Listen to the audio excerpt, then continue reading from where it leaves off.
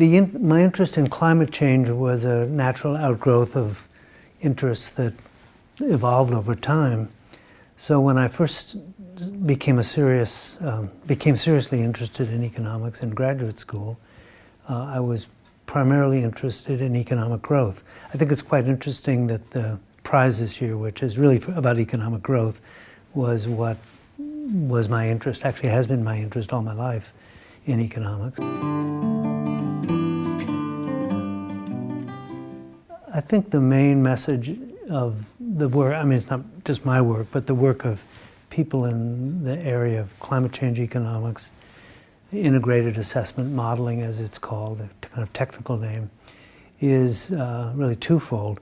One is it's to see the climate change problem as a byproduct, an unintended byproduct of economic growth. And then the second thing is to understand that what we need to do is we need to correct that by fixing the price of emissions. So now emissions are free in most places, not in Sweden, but every place else in the world outside of Western Europe. When you emit a ton of carbon dioxide, you don't probably know you're doing it, or think you're doing it probably, and you drive your car, or you have a product that has combustion behind it that you're putting in the atmosphere and you're causing damage, but you're not paying anything for it.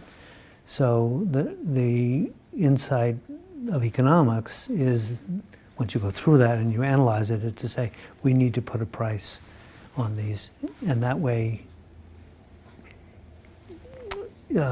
give people incentives to reduce their use of carbon fuels or the products that use carbon fuels, and thereby reduce their emissions. So it's the key message of economics is that this is a flaw in the market, and it's correctable if governments take steps to change the price from zero to a high enough price that you can meet your targets. So that is something I think is pretty easy to explain. But then the next step is, what is that price? And I think the most interesting thing of all the work I've ever done is that in building models of this, the price just comes out of it. It's just one of the byproducts of the, it's called linear programming is the technical name for it, but it has another technical thing called a dual variable, which is, this is the price that you should set on carbon dioxide emissions if you're going to meet your goal. And I think of it as kind of a mathematical miracle, in a sense that you can do this and then out pops the price that governments should set.